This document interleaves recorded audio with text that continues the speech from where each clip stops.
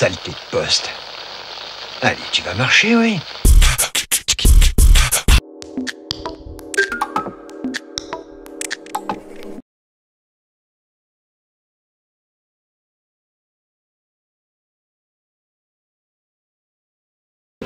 Nous arrivons maintenant aux questions.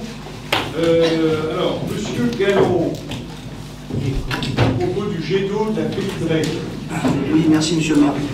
Monsieur le maire, début 2014, vous nous avez sollicité l'avis du conseil municipal pour la vente d'un jet d'eau d'une valeur de 30 000 € qui avait été acheté par l'équipe en place précédemment. À l'époque, plusieurs propositions avaient été mentionnées. La première était une mise en vente aux enchères avec une valeur minimum de retenue de 20 000 €.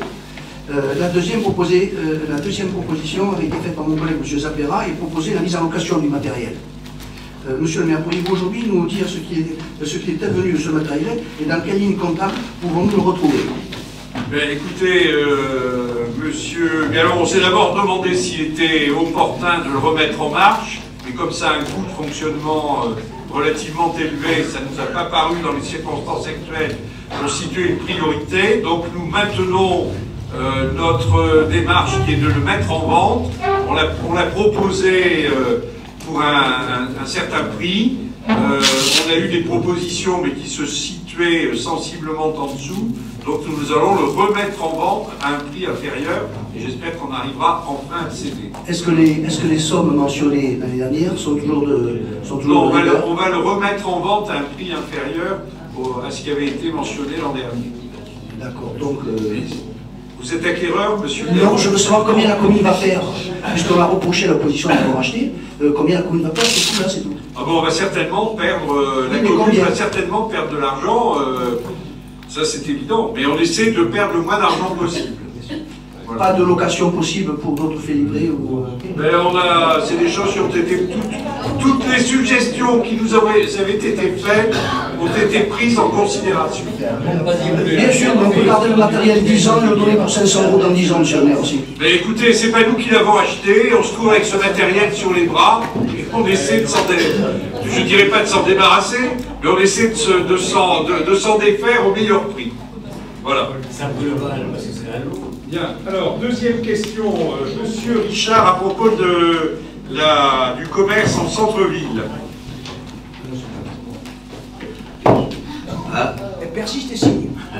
La Fédération des commerçants bénéficiait en 2014 d'une subvention de 11 500 €.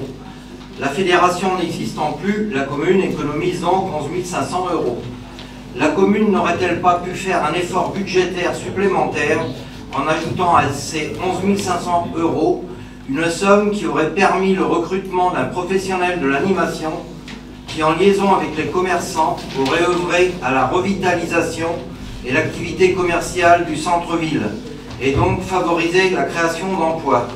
D'ailleurs, envisagez-vous dans l'avenir le recrutement d'un tel professionnel? Monsieur Richard, votre question est judicieuse puisqu'elle a été posée aussi d'ailleurs par la Fédération des commerçants qui malheureusement aujourd'hui n'existe plus en tant que telle, mais par l'ancienne présidente de la fédération et par un certain nombre de commerçants. Nous avons eu une réunion assez importante avec les commerçants la semaine dernière où on ressent bien, si vous voulez, autrefois les commerçants prenaient largement en charge eux-mêmes les animations du centre-ville.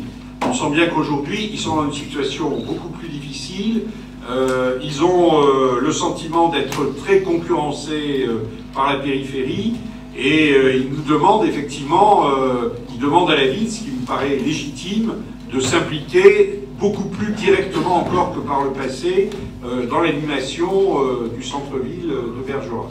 Donc ce que nous allons tout mettre en œuvre, c'est ce que nous avons dit aux commerçants, dans un premier temps, c'est de dégager 20 à 30 000 € malgré les contraintes budgétaires que nous connaissons, de dégager 20 à 30 000 € pour relancer les animations commerciales en centre-ville. Ce que nous souhaiterions en même temps, c'est que les commerçants réussissent à se regrouper et qu'on ait un interlocuteur, un partenaire, je dirais, plus permanent en face de nous.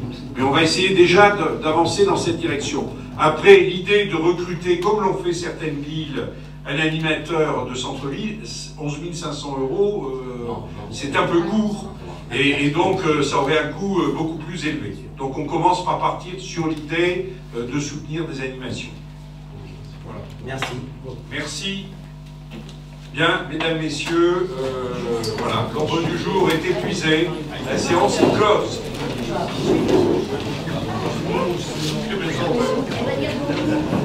On va dire